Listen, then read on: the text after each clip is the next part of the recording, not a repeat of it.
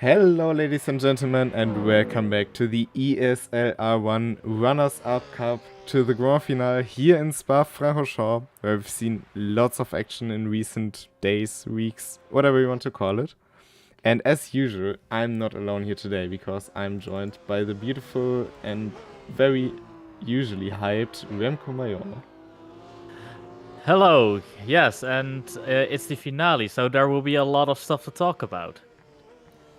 I mean, it's not only the finale of this season. We have different drivers, as usual. We have some new contenders, which will be very interesting to look about.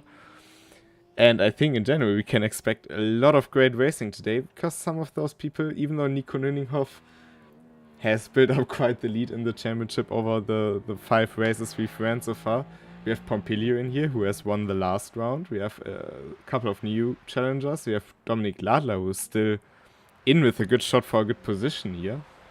So, actually, even though it is quite clear who the winner of ESL R1 Runners-Up Cup is, there's still a lot to fight for, isn't it?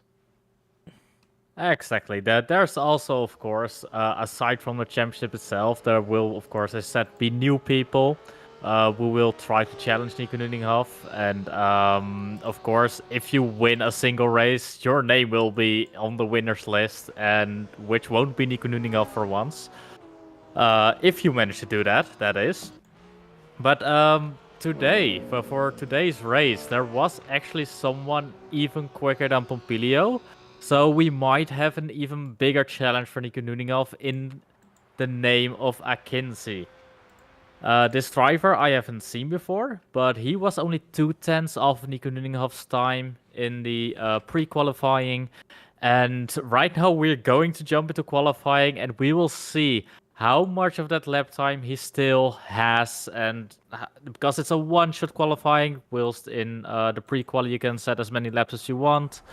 So we will see how well he will fare up against the others. And of course, there are some other drivers more down the field who will probably challenge the midfield a bit. And of course, this will also challenge the people like Dominic Ladler, who is in it for the points. Meanwhile, qualifying has started. We will be back with footage in just a moment's time. And it will be Lukas Egger who's the first to come out. We've seen him, I think, in one of the races.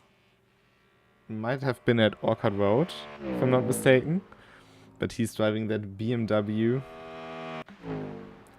And as you said, with John in there, I think it will be very interesting for the overall results. Where do you expect him to finish? In front or behind Nico? Wait, who? The Akinci. Yeah. Akinci, I really do not know. I mean, I looked at practice just now, right before this qualifying session. There he was 6/10 off, but that's like a single lap. So maybe in qualifying he will not challenge Nico Nüninghoff. But last weekend there was a 2.4 hours of Spa, which is a long race. And Nico Nüninghoff wasn't there, so maybe he hasn't practiced the long runs enough. And maybe there is where Akinci can challenge him, and maybe Pompilio as well, because Pompilio did drive the 2.4 hours of Spa. Which was, by the way, an amazing race, but right now we're in qualifying for the ESL R1 runners-up. And, I mean, let's see. I mean, I hope he can challenge them, but in qualifying, I doubt he will. Yeah, and meanwhile we see the first sectors and soon also the second sector set by by Lukas Egger. And I don't expect him to be far up front. I think he will be a bit in the midfield with the times he has. But I think it will be a solid benchmark to see who will be whereabout. Yes, we will likely see lap times in the 2 minutes 15. Spa is a long lap, of course. 2:15s from Nico Nüninghoff. That is if he can put down a perfect lap time, though. So right now, how close can Egger get to 2 minutes 15s, and looks like it's 2:17.2, so it's more than a second off of that pace. But I mean, a lot of people in the midfield will also drive 2:17s and 2:16 highs, so he will definitely be like challenging other drivers here. And meanwhile, I read in chat from Flavio2, who is unfortunately not here today, that Egger was also in one of the PCCD races, which is very nice to know. But of course, a 2:17, as now Chukray also puts down, a 2:17 is a solid lap. But we can expect, as you said, 2:16s, maybe even 2:15s here and there. Pompili with a bit better Sector 1 in comparison. Exactly.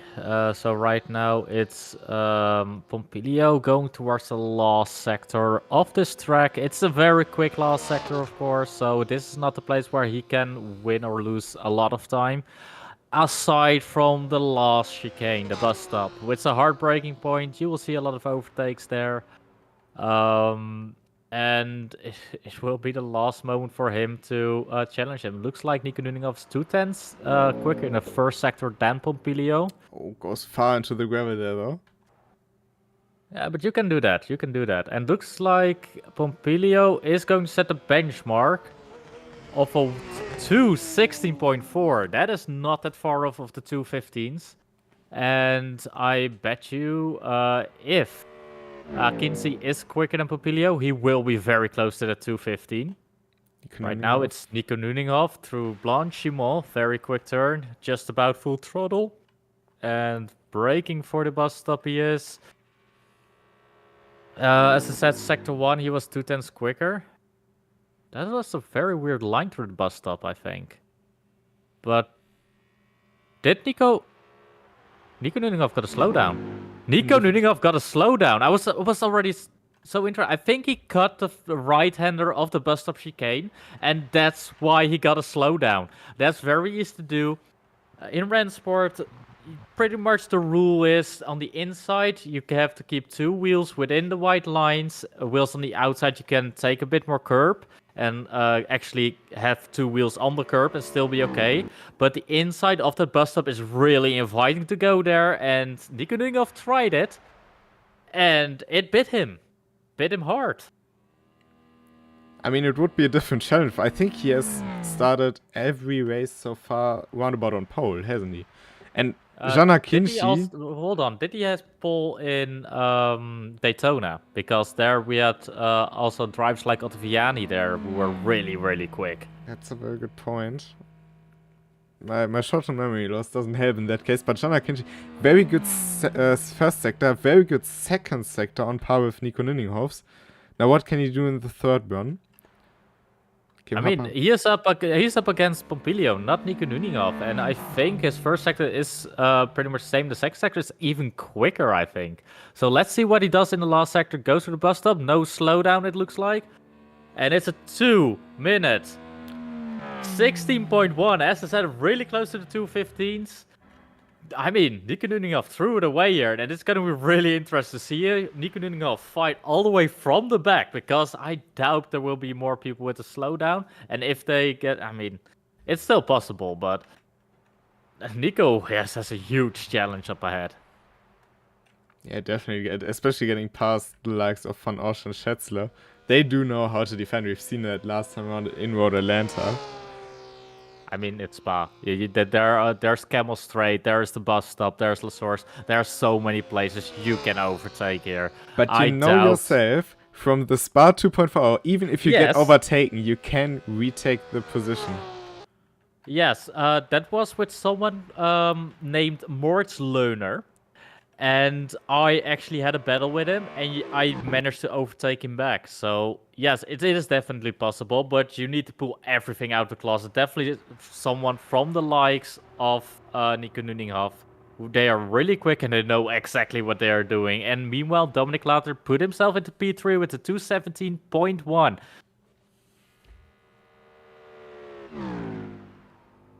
So Fabian Gillot being the next on the cost line. This one will be far off, though. I had a slowdown in Sector 1.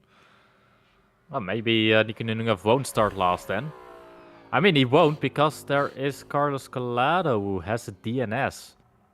So maybe something went wrong there. Maybe lost connection. But it looks like it will definitely be P10 for Nico Nuninov. Because only Mohamed Ali Abadi is left to do a lap. And it looks like he will be quicker than 222. I mean, it's very painful to get a slot on Sector 1. Sector 1 goes from the start-finish straight to the end of the Camel Straight, basically. And no matter where you get a slowdown there, it usually is through Eau Rouge or at the exit of La Source. It is extremely painful. It compromises here on one of the fastest sections of the track. So Exactly. But yeah, that's it. Shana Kinshi on pole, Lucas Pompilio alongside him, Dominic Lala in P3. I think we have a lot of action to go for, and meanwhile the drivers now get ready in practice. Yes. And at the start, keep an eye out for the last two rows of the grid for Nico Nuninov, and just keep an eye on how quickly he will overtake people, because that is going to mean, if he's quick enough, that he might be able to challenge the front still. But it is not a 2.4-hour race. This is about 9 laps, I think, from the top of my head. And that's not a lot of laps to do 9 overtakes in. That's an average of 1 car per lap. And the further you towards the front you come, the harder it will get for Nico Nuninov, and the less overtakes you will do. So at the start you will definitely have to make 2 or 3 positions. So he will likely be aggressive. So take a look out for turn 1 for a bit of carnage maybe, because maybe Nico Nuninov will try something. I mean, he's not the kind of driver that does that, but it is very possible that he's just gonna try something and someone doesn't expect it. I mean, in general, it seems like it could be a bit crowded through turn 1, but also so far we haven't really seen a big collision in the Runners-Up Cup, haven't we? It's not like we have seen something. Yes, we have. It was an Orchard Road. Okay, yeah. Or was that actual ESL R1? Because they had crashes as well there. Yeah. They also had some pretty nasty ones. Tim Schroeder had an accident in Orchard Road, which I think took someone with him. But I think we haven't seen like a really big pile-up. Of course, there's collision, especially on Orchard Road. It's so narrow, so easy to make a mistake as well. We have seen a bigger collision in the Community League round 2 at Road Atlanta. There we had a bit of a moment. Meanwhile, Tim Schroeder thanking you in chat for you to remind him of that. I will every moment I can. I don't think he will look back to that moment so fondly, but I mean, on the other hand, it's always a give and take in those races. You have to take risk in such a short race to get to the front, but you can lose so much in the meantime. So, we are readying up. The people are lining up. The pace car is getting ready. It's about 10 seconds till we start driving the outlap towards the starting line.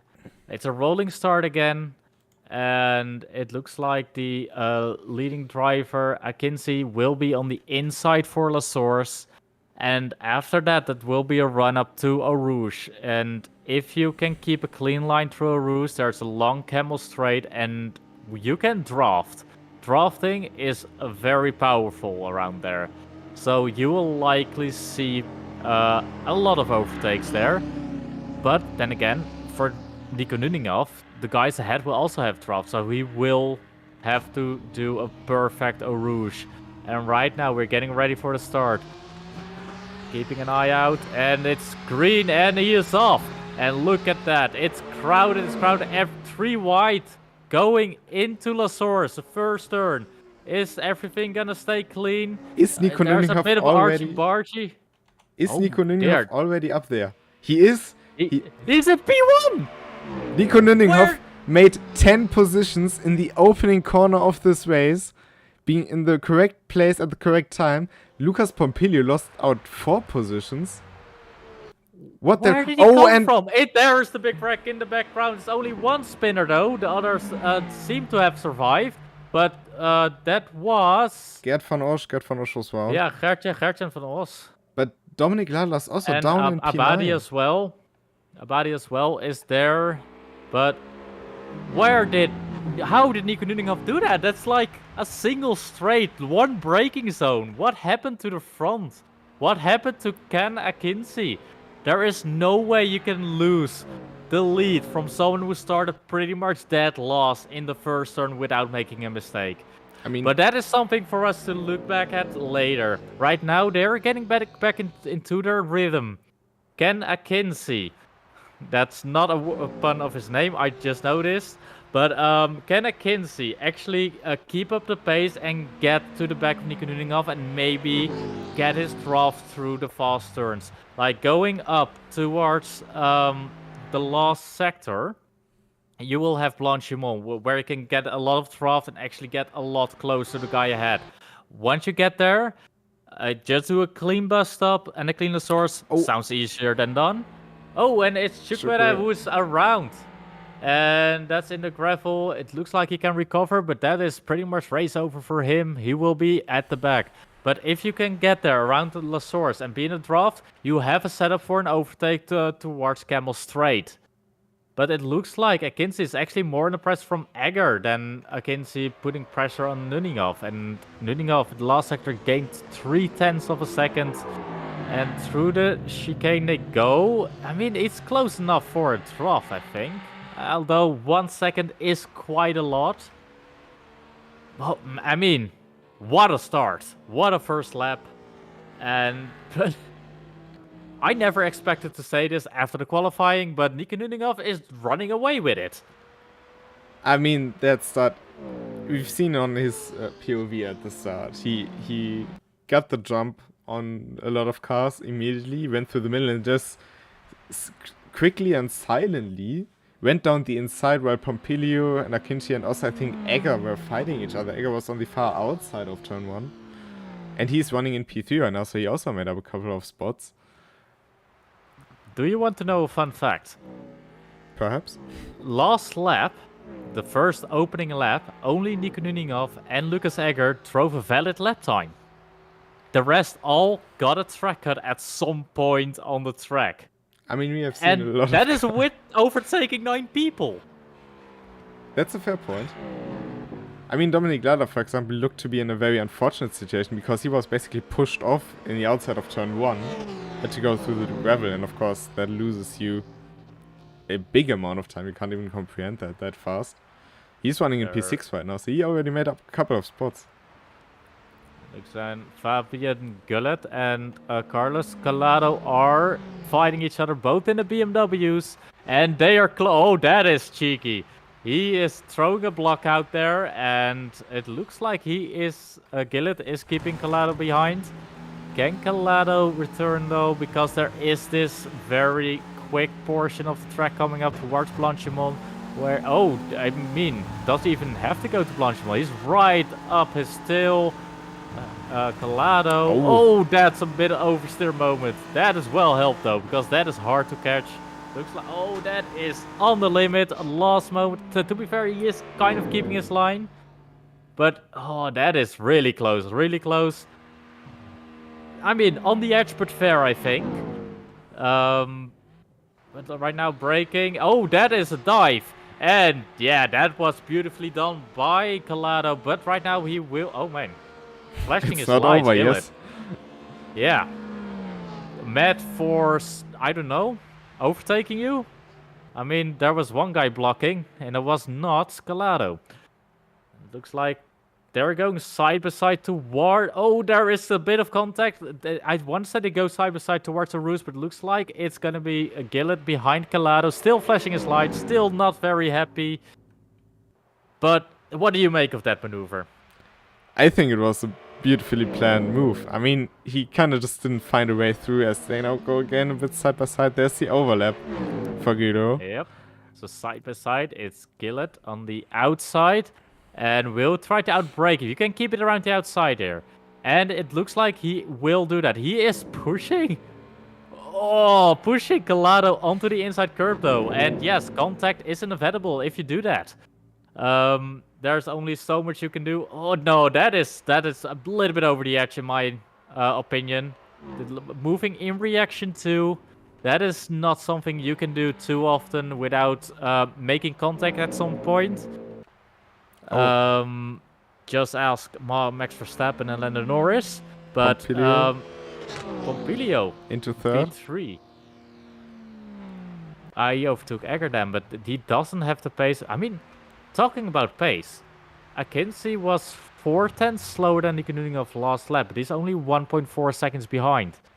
If he can get a little bit of consistency, a little bit quicker. Oh, and it looks like Lucas Egger spun. Lucas Egger just spun right in front of this battle for Machado, and there he is on the inside, gets overtaken, and it actually catches out Dominic Ladler, who runs wide, but doesn't. I mean, he lost connection to the driver ahead, to Schetzel, but at least he didn't spin. I mean, same goes for Harpla behind. They both had a big code brown. So, keeping that on the or getting that back on the track without losing too much time is a big feat. Don't really get too much contact with the ground if you are, well, flying across the gravel trap. Meanwhile, it looks like Gillett is still in front of Calado, and again, they're in drafting distance of each other. So if you want to see a fight, just look at them, because they are fighting hard. They're fighting on the edge. And there is actually getting a small bump from Calado, who outbreaks himself, small tap. Nothing too much to worry about. They both continue their ways, but it looks like there is a small gap in between them now. But maybe this actually sets up Gillett for a very good draft towards Camel Straight. He's going through a route through Radeon, and there he is in the draft. I think he's a little bit too far away for an attack here, but he definitely will stick with him. I mean, we've seen some dive bombs from him before, but I think this would be a bit outrageous from that distance. I mean, you can't dive bomb at a third gear turn.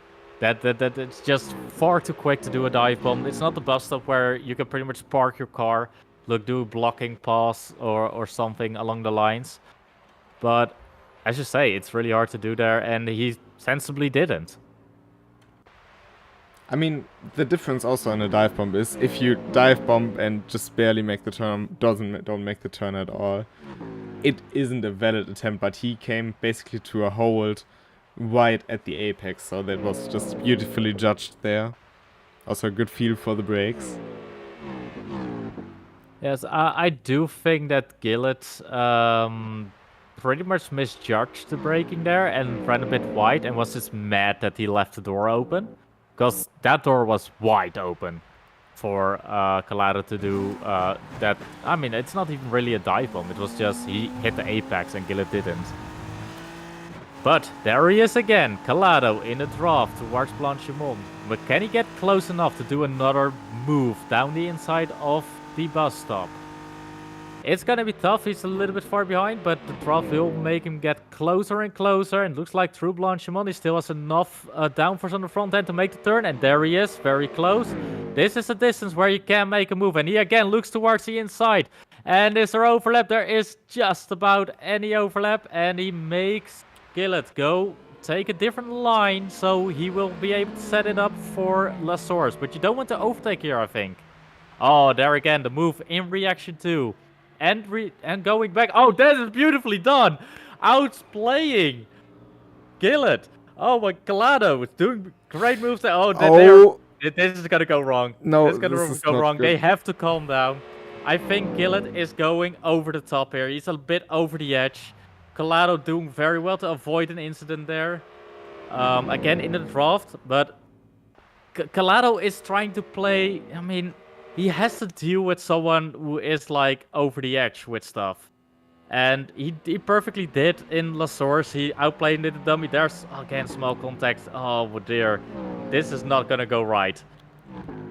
Okay, I think yeah, there we go. That's what's gonna happen at some point. Calado was done with Gillett, and he kind of like wheel by wheel to wheel contact. Gillett instantly DNF'd. He gave up. But, I mean, to be fair, he had it coming from a mile back. Yeah, it was just at some point too aggressive, too desperate to hold on, especially as we've seen in this race. if you get overtaken, it's not the biggest deal, as you can have so many counter opportunities. Especially if you get overtaken into the bus stop, if you can just hang on through a Rouge, gives you a perfect spot to reclaim that position. But if you get desperate, and I also agree with you that it was just a bit over the limit, especially the part down to a Rouge after Las Tours. We've seen in the real 24 hour of Spa that this can happen, or that this isn't so good in terms of the result coming off it. Dominic Latter is under pressure from Schetzel. He just overtook him this lap, so I expect him to build up a bit of a gap, but Schetzel's not letting loose of him. But Schetzel is right up his rear bumper and actually being able to set up for the bus stop. He doesn't do a dive there. I think he's going to set it up for Camel Straight. You have 2 laps to go in this race, so there's still 14 kilometers of racetrack for them to use. Exactly. I mean, the thing about Calado versus Gillett is that I think Gillett moved multiple times, also under braking, right before braking, and in reaction to, and that's the thing that I think is a big no-no.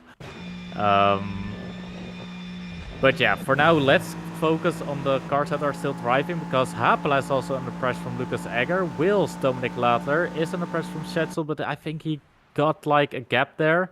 But right behind them, it's Kimi Hapela being under pressure. On the inside, Lucas Egger passes Kimi Hapela. There was a beautifully textbook move. No archie-barchie, that was totally not needed at all. And there you go, that's how you do a clean pass. I mean, it always takes 2 for a pass to be clean, I guess. And exactly. The 2 BMWs, they did so much right in terms of each other, but at some point it was just maybe too much, too desperate, too aggressive. Oh, a little bit of slip angle there on Lucas Egger. Yeah, and Nico Nuninghoff doing a 2:15.9. I can see, to be fair, 2:16.2 is still really close to the time, but as long as Nico Nuninghoff does a quicker lap time, he's not going to catch him, which makes sense.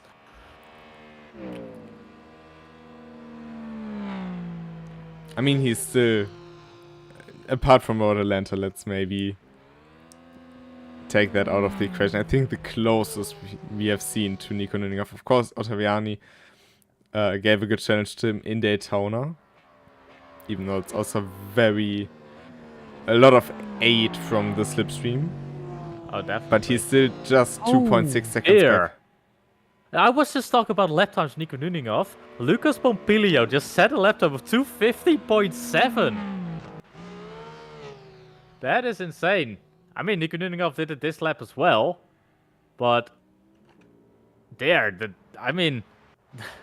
As long as Pompilio and Akinci might be able to get that pace up there quicker and for longer, they might be able to challenge Nico Nuninghoff. But it's the last lap.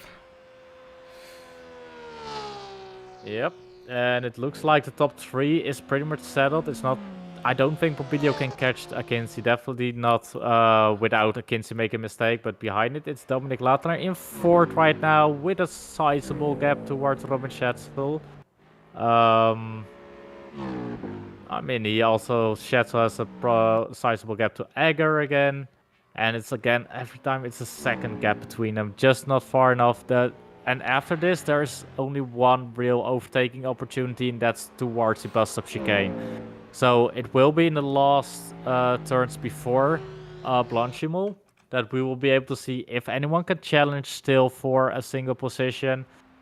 But as it stands right now, it looks like the only one that can challenge someone is Kimi Hapela, who is right behind Egger with a 9/10 of a second gap. And Egger on Schätzler, I think that's the more likely scenario in this case, because Egger is really fast. He really throws his BMW into the turns. It almost reminds me of the driving style Alonso had back in the days, if you remember. In like 2005, where he just turned in and waited for the car to grip. Yes, but that is more to do with the suspension setup more than anything else. I mean, these cars don't have that suspension setup, so the car isn't that understeer. And the BMW, I think, actually has some more front and downforce than the other cars. So it's amazing to... wow. Looking at him drive, that's amazing. Just seeing the car play and stuff.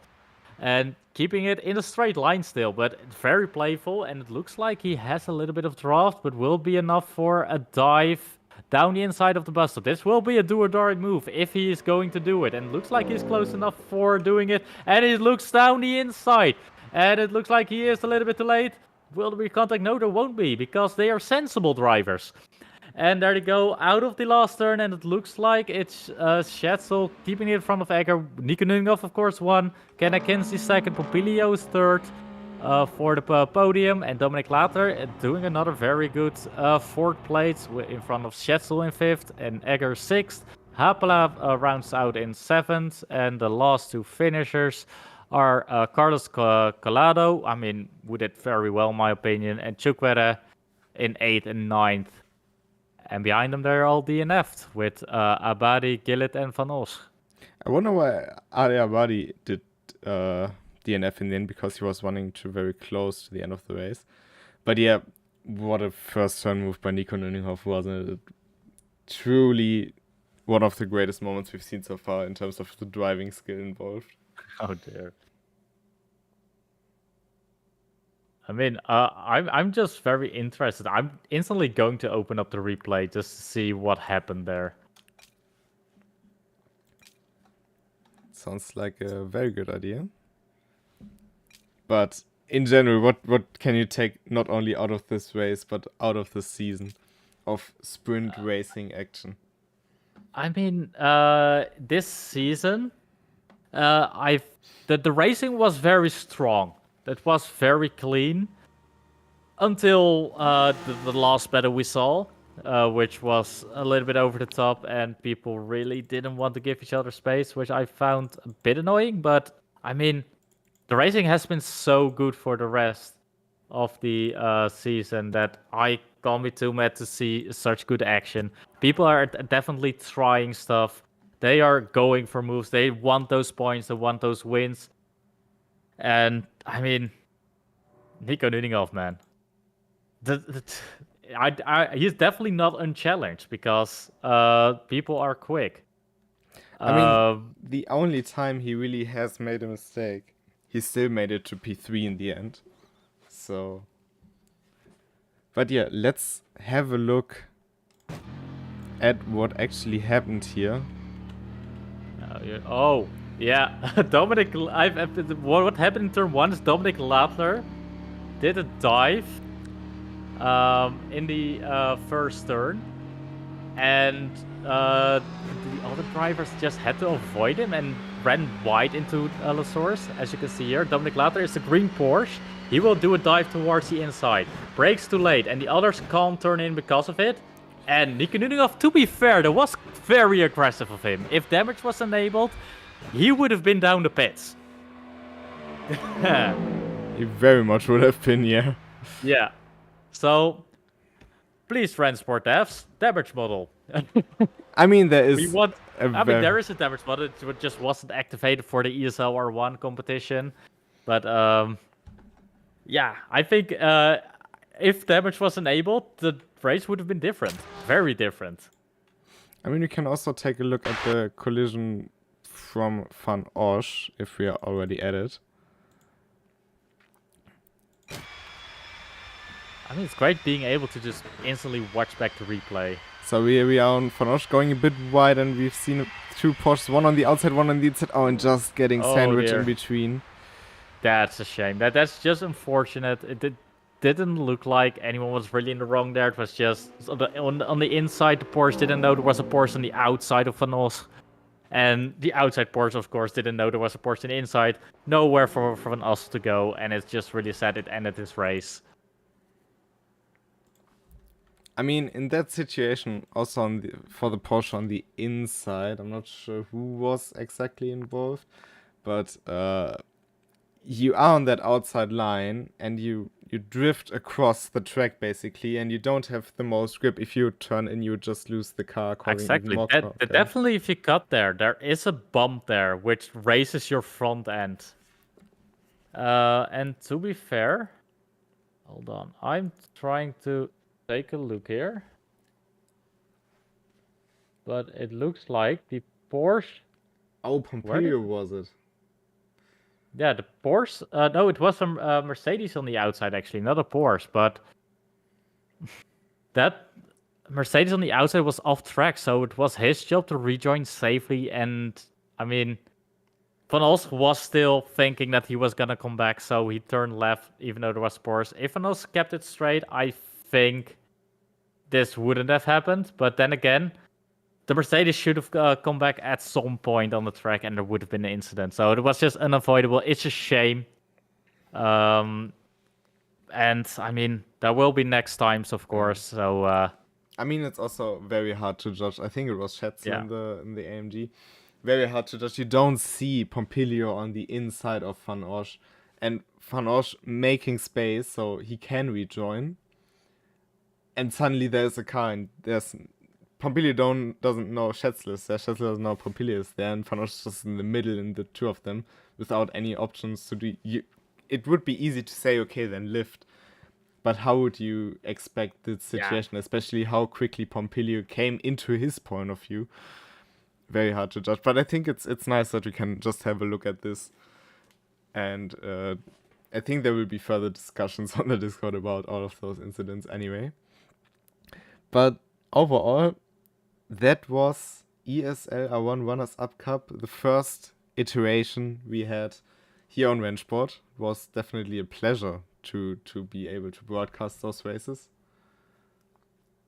And also always a pleasure to commentate with you on my end here. Of course, and it's a pleasure to commentate with you. You do amazing camera work.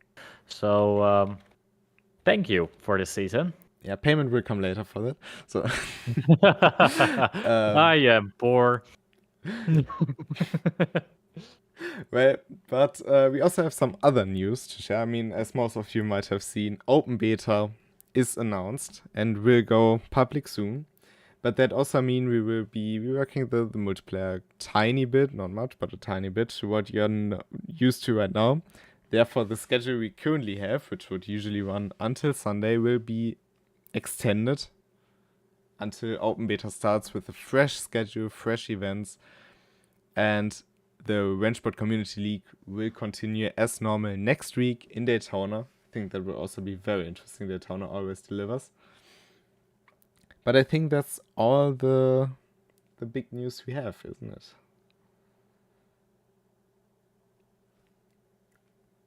Yeah, I think so too. So it was a great season, right? It definitely was. It's very different to what we are used to see. It's also much more close to what we can relate to. ESL R1, while being a very cool competition, and tomorrow, of course, will be very interesting to watch. Those are people, even though we've, of course, seen Yuri Kassov and Moritz Löhner in the Spa 2.4 hour, those people are super talented, but of course, they are in kind of their own league. I mean, of course, they are in their own league, but I mean, they are literally in their own league. So.